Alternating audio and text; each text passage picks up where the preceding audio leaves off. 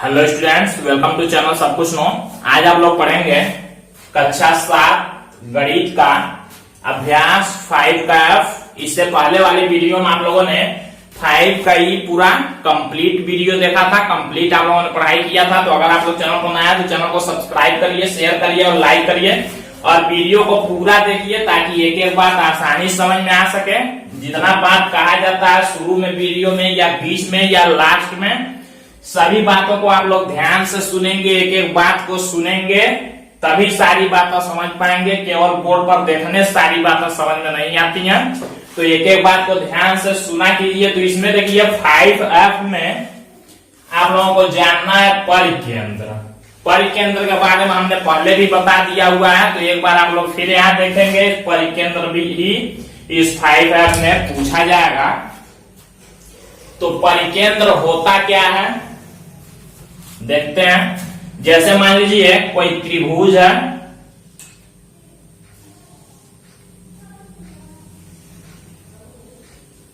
कोई त्रिभुज है ABC। तो त्रिभुज का परिकेंद्र क्या होता है? त्रिभुज की तीनों भुजाओं का लंबार्धक जिस बिंदु पर मिलते हैं उसे ही त्रिभुज का परिकेंद्र कहते हैं। अब भुजाओं के लंबार्धक भी हम बता चुके हैं पीछे एक्सरसाइज में, एक बार फिर देखेंगे। भुजाओं का लंबार्धक मीन्स भुजाओं को दो बराबर भागों में बांटने वाली रेखा। देखिए त्रिभुज की भुजाओं को दो बराबर, जैसे मान लीजिए त्रिभुज का भुजा ये है AB, इसको दो बराबर भागों में बांटते हैं। दो बराबर भागों में बांटना आप लोग जानते हैं। आधा से अधिक दूरी लेकर ऊपर और नीचे चाप लगाते हैं, उसी दूरी से यहां से चाप लगाते हैं और जो रेखा खींचते हैं ये सीधी रेखा, यही इसका क्या हुआ? लंबार्धक रेखा हो गया। लंबार्धक मीन्स इसको दो बराबर भागों में बांटेगा। फिर मान लीजिए इस भुजा को बांटना है, यहाँ से आधा से अधिक दूरी लेकर ऊपर और नीचे चाप लगाते हैं, उसी दूरी से यहाँ रख के दूसरा चाप काटते हैं। यहाँ से जो रेखा खींचते हैं ये इसका लंबार्धक रेखा हो गया, मीन्स इसको दो बराबर भागों में बांट दिया। इसी तरह इस वाले भुजा का करते हैं, यहाँ पर रख के आधा से अधिक दूरी लेके ऐसे चाप लगाते हैं और यहाँ से भी चाप लगाते हैं और फिर नीचे की तरफ भी। तो यहाँ से जो खींचते हैं ये इस भुजा का लंबार्धक हो जाता है। तो तीनों भुजाओं का हमने लंबार्धक मीन्स तीनों भुजाओं को दो बराबर भागों में बांटते हुए जो रेखा हम लोग खींचेंगे और ये रेखाएं जिस बिंदु पर मिलती हैं इसी बिंदु को परिकेंद्र कहते हैं। परिकेंद्र क्या हुआ? त्रिभुज की भुजाओं के लंबार्धक जिस बिंदु पर मिलते हैं उसे ही त्रिभुज का परिकेंद्र कहते हैं। यहां आप लोग परिभाषा क्या लिखेंगे? त्रिभुज की भुजाओं के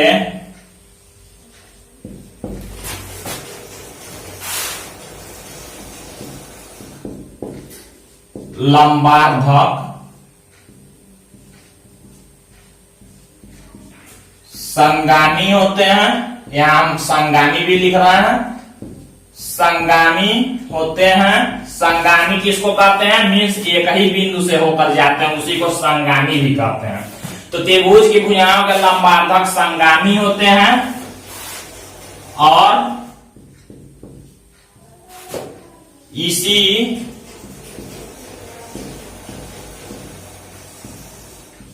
संगमन बिंदु को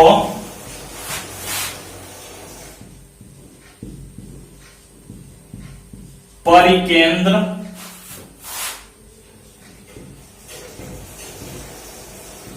कहते हैं। देखिए त्रिभुज की भुजाओं के लंबार्धक संगामी होते हैं, मीन्स एक ही बिंदु से होकर जाते हैं और इसी संगमन बिंदु को, इसको संगमन बिंदु कहते हैं, मीन्स एक ही बिंदु से जा रहे हैं। इसी संगमन बिंदु को परिकेंद्र कहते हैं। मीन्स इसका अपने भाषा में अर्थ क्या हुआ? त्रिभुज की भुजाओं के लंबार्धक जिस बिंदु पर मिलते हैं उसे ही परिकेंद्र कहते हैं। ऐसे भी आप लोग परिभाषा लिख सकते हैं या लिखेंगे त्रिभुज की भुजाओं को दो बराबर भागों में बांटने वाली रेखाएं जिस बिंदु पर मिलती हैं उसे परिकेंद्र कहते हैं। तो अपने तरफ से किसी भी तरह से लिखेंगे तभी परिभाषा सही है। अब इसमें आप लोगों को कुछ और बातें याद रखना है, जैसे कि कौन कौन से त्रिभुज में ये परिकेंद्र, मान लीजिए त्रिभुज के बाहर भी हो सकता है, अंदर भी हो सकता है, त्रिभुज की भुजा पर भी हो सकता है। तो किस किस त्रिभुज में कहां होगा इसको याद रखना है। तो ये भी देख लेते हैं। त्रिभुज हमने बताया था समकोण त्रिभुज होता है, न्यून कोण त्रिभुज होता है और अधिक कोण होता है, अधिक कोण वाला त्रिभुज। तो देखिए किसमें क्या होता है। पहला मान लीजिए हम लोग लेते हैं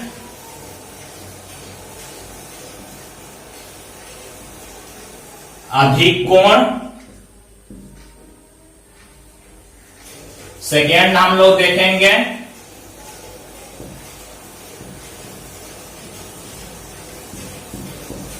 न्यून कोण, सम ये अधिक कोण त्रिभुज, ये न्यून कोण त्रिभुज,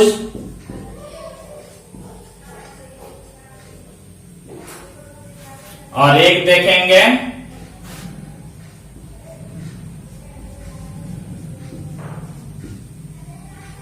समकोण त्रिभुज।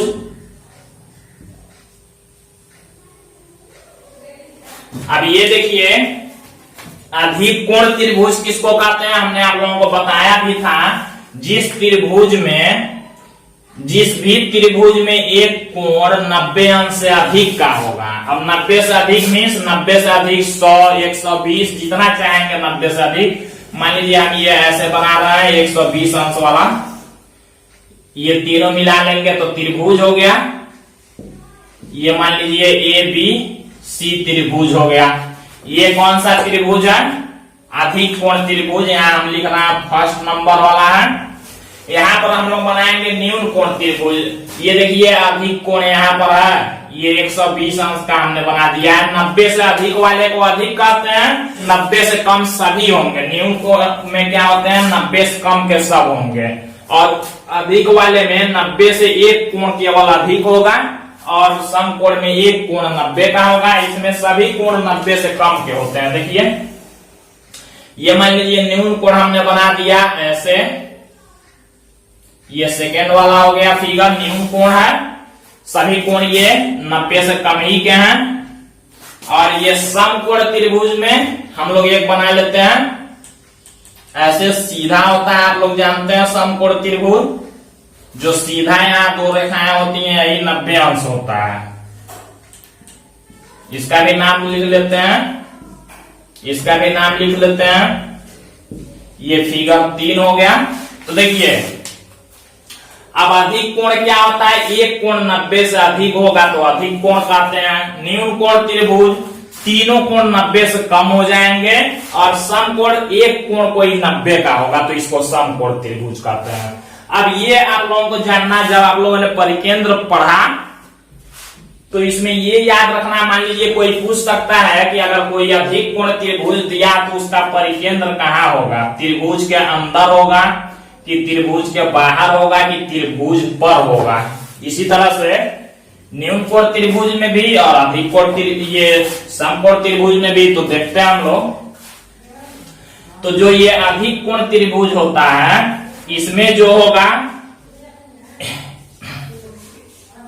बाहर होता है।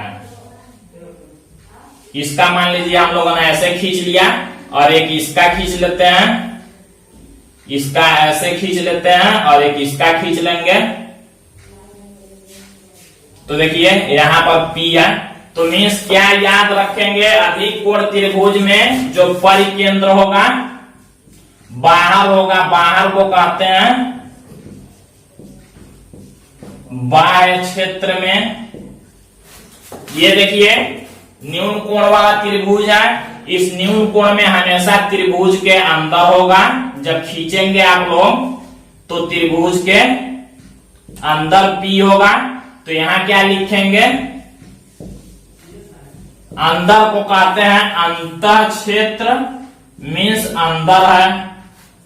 इसमें बाह्य क्षेत्र में है, इसमें अंतर क्षेत्र में है, और समकोण त्रिभुज में हमेशा इस कर्ण पर होता है। कर्ण का मतलब किसको कहते हैं? 90 अंश के सामने वाली जो भुजा होती है उसी को कर्ण कहते हैं। तो जो इसमें होगा, इसमें हमेशा इसी कर्ण पर, इसी पर होगा, P यहां पर होगा, तो इसमें लिखेंगे कर्ण पर। तो ये आप लोगों को याद रखना है कि अधिक कोण त्रिभुज में जो परिकेंद्र होगा बाह्य क्षेत्र में होगा, और न्यून कोण त्रिभुज में अंतर क्षेत्र में होगा, और समकोण त्रिभुज में कर्ण पर स्थित होगा। एकदम भुजा जो 90 के सामने कर्ण होगा उस पर स्थित होगा। तो इसको याद रखेंगे आप लोग। अब एक्सरसाइज हम लोग देखते हैं। तो आप लोग 5F का पहला क्वेश्चन देखेंगे। इसमें दिया है रिक्त स्थानों की पूर्ति कीजिए। इसमें 3 क्वेश्चन दिए हुए हैं। तो अभी जैसा हमने बताया उसी तरह से ध्यान से आप लोगों को भरना। देखिए दिया समकोण त्रिभुज का परिकेंद्र पर स्थित होता है। अभी हमने बताया समकोण त्रिभुज किस पर होता है, परिकेंद्र उसका, तो भर देंगे कर्ण पर। हमने बताया कि समकोण त्रिभुज में जो परिकेंद्र होता है वो किस पर होता है, कर्ण पर स्थित होता है। इसमें केवल भर देंगे कर्ण। अधिक कोण त्रिभुज का परिकेंद्र त्रिभुज के बाह्य क्षेत्र में होता है। अधिक कोण में हमने बताया बाह्य क्षेत्र में होता है परिकेंद्र त्रिभुज के, लिखेंगे क्या, बाह्य क्षेत्र। इसके बाद देखिए न्यून कोण त्रिभुज का परिकेंद्र त्रिभुज के किसमें होता है, अंदर होता है, मीन्स अंतर क्षेत्र भरेंगे। अभी जैसा कि हमने बताया वैसे ही आप लोगों को भर देना है। अब देखिए सेकंड क्वेश्चन दिया है। इसमें एक त्रिभुज एबीसी खींचिए जिसमें AB बराबर 3 सेमी, BC बराबर 4 सेमी और AC बराबर 5 सेमी। इस त्रिभुज का परिकेंद्र ज्ञात कीजिए। तो सबसे पहले क्या करेंगे, इस माप से एक त्रिभुज खींच लेंगे। त्रिभुज में कोई भी भुजा पहले खींच सकते हैं, उसमें कोई दिक्कत नहीं है। तो हमने बताया आप लोगों को सबसे बड़ा वाला खींचने के लिए, तो वो भी खींच सकते हैं, चाहे पहले ये भी खींच सकते हैं, उसमें कोई दिक्कत नहीं होगा। मान लीजिए हमको ए बी पहले खींचना हो तो ए बी खींच सकते हैं। नाप के स्केल से खींचेंगे। एक रेखा मान लीजिए हमने खींच लिया, एक रेखा मान लीजिए हमने खींच लिया ए बी, जो कि 3 सेमी का होगा। यहाँ दिया तो हम लोग लिख लेंगे 3 सेमी। फिर देखिए अब BC कह रहा है, BC यहां से BC होगा और यहां से AC होगा, तो BC होना चाहिए 4 सेमी का। अब हम लोग क्या करेंगे, प्रकार में नाप के स्केल से 4 सेमी का दूरी लेंगे। इसमें ध्यान दीजिएगा, इसमें दूरी लेना है पहला खींचने के बाद। जब भी त्रिभुज बनाएंगे एक भुजा खींचने के बाद प्रकार में चाप लेंगे, दूरी लेंगे 4 सेमी का। BC कह रहा है तो B पर रख के एक चाप ऐसे लगा देंगे। मान लीजिए हमने यहां पर एक चाप लगा लिया, और फिर देखिए कह रहा है AC 5 सेमी। अब फिर से प्रकार में दूरी नाप लेंगे 5 सेमी, और AC कह रहा है तो A से लगाएंगे और इसको काट लेंगे। अब जहां पर ये कटेगा AB, यहां इसका नाम C लिखेंगे। C को A से और B से स्केल की सहायता से मिलाएंगे। तो देखिए BC हो गया है 4 सेमी और AC हो गया है कितना, 5 सेमी। अब देखिए क्या करना है, जब त्रिभुज ये बना लेंगे तो त्रिभुज का क्या करना है आगे। देखिए इस त्रिभुज का परिकेंद्र ज्ञात कीजिए। अब परिकेंद्र खींचना, तो परिकेंद्र खींचने के लिए हमने आप लोगों को बताया ही था पिछले अभ्यास में। यहां से देखिए सभी रेखाओं को, जो भी 3 भुजाएं हैं, 3 रेखाएं त्रिभुज की हैं, 3 भुजाएं, उसका आधा से अधिक दूरी लेके और 2 बराबर भागों में बांटना है। यहां से आधा से अधिक का दूरी लेंगे और ऐसे ऊपर और नीचे के तरफ चाप लगा देंगे, और इसी दूरी से घटाएंगे बढ़ाएंगे नहीं, B पर रख के दूसरा चाप लगाएंगे ऐसे, और जहां कटेगा इसको मिलाते हुए ऐसे खींच लेंगे। इसी तरह से देखिए BC को 2 बराबर भागों में बांटना है। B पर रखेंगे, आधा से अधिक दूरी लेके ऊपर नीचे चाप लगाएंगे, और C से भी उसी दूरी से चाप लगाएंगे। जहां कट रहा है उसको मिलाते हुए ऐसे खींच लेंगे। इसी तरह AC को दो बराबर भागों में बांटना है, A पर रखेंगे, आधा से अधिक दूरी लेकर ऐसे चाप ऊपर नीचे लगाएंगे और C से उसी दूरी से लगाएंगे और जहां कटेंगे सबको मिलाते हुए खींच लेंगे। यहाँ जहां देखिए तीनों मिलेगा वही क्या होगा, P होगा। ये त्रिभुज बनाने के बाद ऐसे तीनों को दो बराबर भागों में बांटते हुए जो रेखा खींचेंगे जहां तीनों मिलेंगे वही क्या होगा, P होगा। आप लोग नाप के बनाएंगे, बोर्ड पर उतना सही फिगर नहीं बनता है, आप लोगों को कॉपी पर नाप के बनाना है। तो देखिए हमने परिकेंद्र ज्ञात कर लिया, आप लिखते हैं ज्ञात है में क्या लिखेंगे, त्रिभुज की भुजाएं दे दी गई हैं तो वही लिखेंगे, त्रिभुज की भुजाएं, ये लिख लेंगे। AB बराबर 3 सेमी, BC बराबर 4 सेमी और AC बराबर 5 सेमी। ये देखिए ज्ञात है। रचना क्या करनी है, हमको एक त्रिभुज खींचना है और उसका परिकेंद्र खींचना है। लिखेंगे त्रिभुज तथा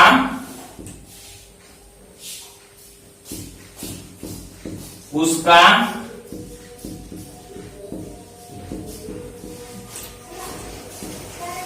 परिकेंद्र खींचना। रचना के चरण में क्या लिखेंगे, जैसे बनाएंगे सबसे पहले देखिए क्या लिखेंगे, सबसे पहले लिखेंगे दिए गए नाप से एक त्रिभुज ABC बनाया, हो गया। उसके बाद क्या लिखेंगे, त्रिभुज की तीनों भुजाओं का लंबार्धक खींचा। फिर अगले नंबर में लिख लेंगे त्रिभुज के तीनों लंबार्धक जिस बिंदु पर मिलते हैं वही त्रिभुज का परिकेंद्र P है। बस इतना ही लिखना है। 3 नंबर में पूरा कंप्लीट हमने बोल दिया, उसी को आप लोग लिख सकते हैं। तो हम लोग इस 5F चैप्टर का लास्ट क्वेश्चन नंबर 3 देख लेते हैं। कि हम लोग अब थर्ड क्वेश्चन देखते हैं। दिया है एक अधिक कोण त्रिभुज ABC बनाइए जिसका कोण B अधिक कोण हो। इस त्रिभुज का परिकेंद्र ज्ञात कीजिए। तो एक त्रिभुज बनाना, इसमें कोई नाप नहीं दिया, बस दिया B अधिक कोण हो। तो हम लोग बनाएंगे त्रिभुज ऐसे। मान लीजिए हम एक पहले एक भुजा खींच देंगे। मान लीजिए हमने खींच दिया BC। हमको B पर अधिक कोण बनाना, इसलिए हमने B यहाँ ले लिया, इसी पर अधिक कोण। अब अधिक कोण का मतलब हमने बताया आप लोगों को कि 90 से ज्यादा का कितना भी बना सकते हैं। तो हम लोग बनाएंगे यहाँ 120 अंश का कोण, या तो चांदे से बना लेंगे, नहीं तो प्रकार से। आप लोग जानते हैं यहाँ से कोई चाप लगाते हैं ऐसे, देखिए, और जहां कट रहा है यहाँ से उसी दूरी से, घटाना बढ़ाना नहीं है। एक चाप काटते हैं और फिर इसी दूरी से यहां से रख के दूसरा काटते हैं, तो यही 120 अंश का कोण बनता है। अब ये भुजा जितना बड़ा चाहेंगे खींच सकते हैं। इसका नाम मान लीजिए हमने A लिख लिया, A को C से मिला देंगे। तो ये देखिए हमारा त्रिभुज बन गया है कितना, अधिक कोण त्रिभुज। B पर अधिक कोण कहाँ था, तो B पर हमने 120 बना दिया है। तो ऐसे त्रिभुज बनाने के बाद अब इसका क्या कर रहा है, परिकेंद्र ज्ञात कीजिए। मीन्स तीनों भुजाओं को दो बराबर भागों में बांट देंगे, और कोई जरूरी नहीं है कि तीनों को ही बांटा। अब एक बात और ध्यान में रखेंगे, परिकेंद्र जब निकालना होगा तो किसी दो भुजा को बांटेंगे तब भी बात वही होगा।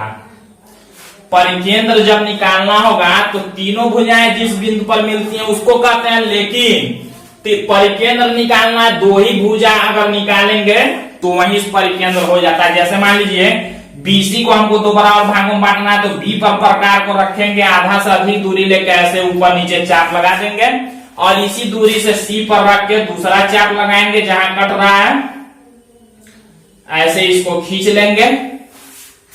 अब मान लीजिए इसको दो बराबर भागों में हमने बांट लिया, चाहे इसको किसी दो ही को बांट देंगे तब भी बात वही होगा।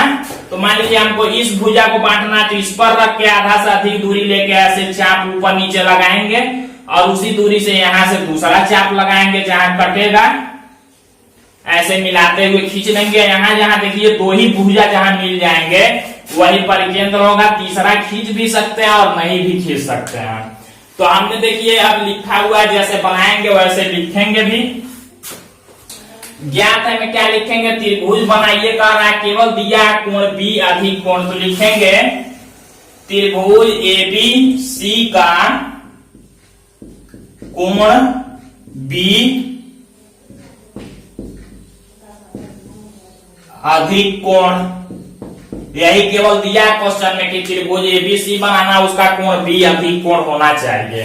अब रचना क्या करनी है, हमको बनाना है एक अधिक कोण त्रिभुज एबीसी और उसका परिकेंद्र निकालना है, तो लिखेंगे त्रिभुज एबीसी तथा उसका